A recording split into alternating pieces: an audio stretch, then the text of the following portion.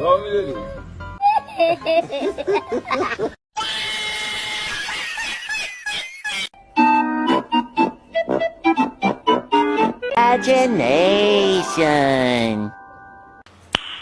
Nice.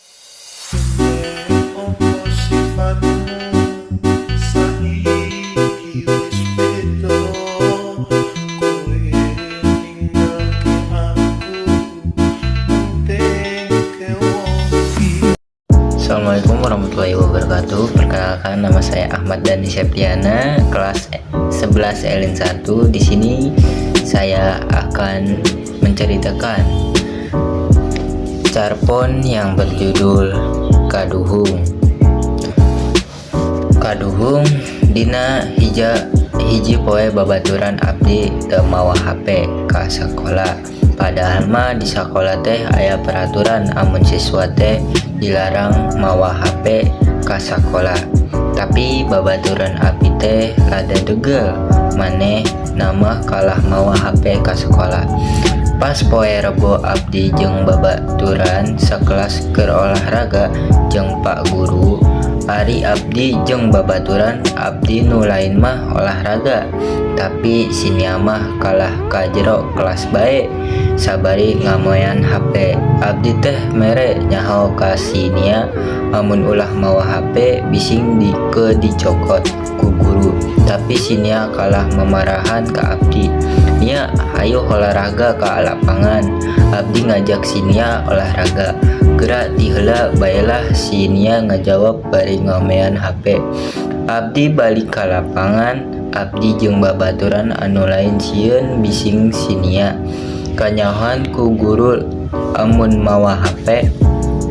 Tapi poe eta sinia masih beruntung soalna manehna teu kenyahoan lamun mawa HP.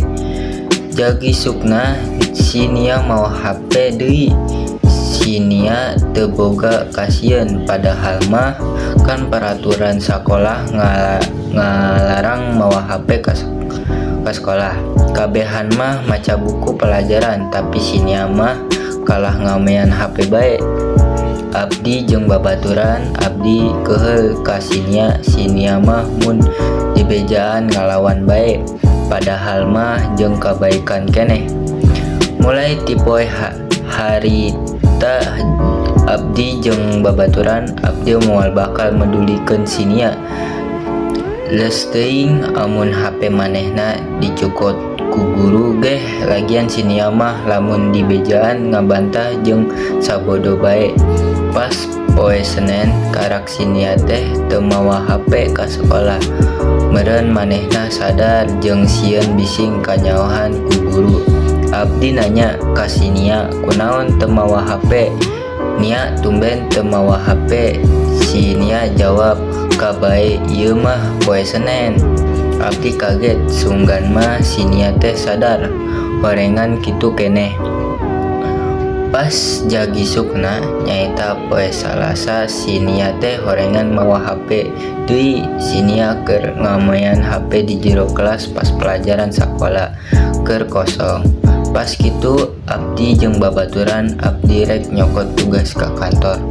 Pas balik di kantor abdi mere nyaho sinia pangulahna ngamean HP soalna dibere tugas ku Pak Guru keur aya rapat jeung Pak Kepala Sekolah.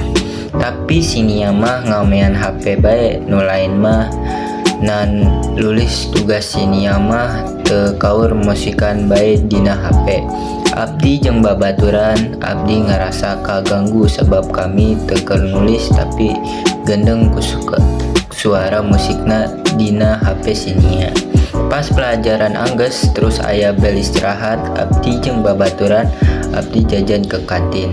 Tapi sinia mah henteu istirahat, maneh nama di jero kelas bayi bari ngamongean HP. Bel sekolah berbunyi. Abdi jeung babaturan sok ka kelas, tapi sinia mah kalah keluar kelas. Ngomong nama sinia rek ka kamar mandi. Pak Guru asup ke kelas, terus Pak Guru ngabsen. Pas sinia di absen, sinia can aya. Bae, Pak Guru nanyakan kamana sinia. Abdi ngajawab tadi sinia ngomong ke abdi rek ka kamar mandi, tapi can aya bae. Pelajaran pun dimulai, tapi si Nia mah can aya di kelas. Pas pelajaran rek angges, si Nia karek asup ka kelas, terus Pak Guru nanya ka si Nia, "Si Nia teh di mana bae kunaon karek asup ka kelas?" Si Nia kalah cicing henteu ngajawab pertanyaan ti Pak Guru. Pak Guru nyarekan si Nia, terus lamun sakali deui ngageuleunkeun kesalahan anu kadoang tadi si Nia bakal dikaluarkeun amun pas pelajaran Pak Guru jeung moal dibere nilai baekan pelajaran Pak Guru. Si Nia nganggukeun huluna jeung beungeut beureum.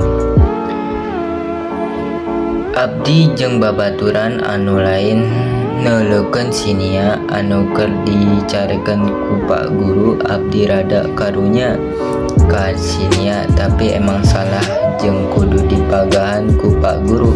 Si Nia ngarasa isian sabab tas dicarekeun ku Pak Guru.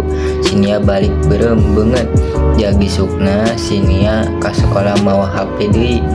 Mimina mah abdi teu nyaho amun si Nia mawa HP. Abdi nyahona pas pelajaran geus dimulai, pas Bu Ipah asup ka kelas rek ngajar pelajaran IPA. Pas Bu Ipah nerangkeun pelajaran, pas kitu HP si Nia nyawara. Si Nia kaget teu empas. Kitu Bu Ipah nanya, "Saha anu mawa HP?" Pertama nama si Nia teu ngaku. Bu Ipah ngerasa keheul sebab eueuh anu ngaku saha anu mawa HP. Pas kitu Pak kabeh tas kantong baju diperiksa ku Bu Ipah. Pas kitu eta HP ditimukeun dina tas si Nia. Si Nia beureum beungeutna HP tak kanyohan ku Bu Ipah. HP si Nia disita ku Bu Ipah. Si Nia mohon-mohon ka Bu Ipah HP-na ulah disita.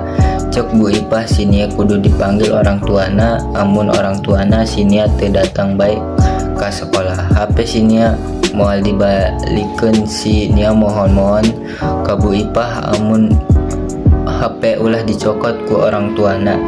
Si Nia ngomongna ka Bu Ipah amun si Nia bising dicarekenan ku emak, tapi Bu Ipah tetep kekeh amun orang tuana si Nia teu ka sekolahan HP moal dibalikeun.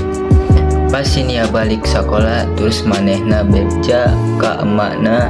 HP manehna dibawa ku sekolah, terus si Nia dicarikeun ku emakna. Cek emakna si Nia teh nyieunkeun isi kolot bae. Si Nia mohon ke emakna, emakna kudu ka sekolahan, pang HP si Nia bisa dikembalikan. Pertama mah ogeh nyokot HP ka sekolahan, jak emakna si isian ku guru-guru di sekolahan. Tapi si Nia terus maksa bae ka emakna. Si Nia janji ke emakna amun HP kembali si Nia moal bakal bawa HP ke sekolahan. Dia terus cek emakna, mun si Nia nempati janjina, misalkan HP si Nia dicokot deui ke guru emak, si Nia moal bakal daek nyokot HP ke sekolah. Pas gitu emakna si Nia daek nyokot HP ke sekolah, tapi awas amun si Nia ngalanggar kena janji.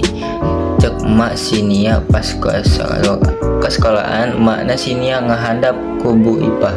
Terus emakna si Nia ngomong ku Bu Ipah, si Nia teh di sekolahna rada degel, jadi emakna si Nia dititah ngajaran si Nia dina prilakuna di imah. Soalna si Nia teh padahal geus loba anu nyaho amun sok mawa HP.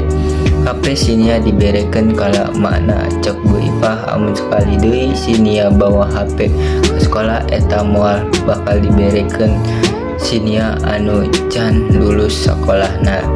Si Nia ngerasa lega, tapi ngerasa kaduhung guys, sebab manehna teh acan pernah ngadengkeun nasehat batur jeung teu disiplin kana peraturan sekolah. Manehna janji amun bakal barobah, bakal disiplin kana peraturan sekolah jeung moal bakal mawa deui amanat Urang kudu taat karena peraturan sekolah pang disiplin. Terima kasih. Wassalamualaikum warahmatullahi wabarakatuh.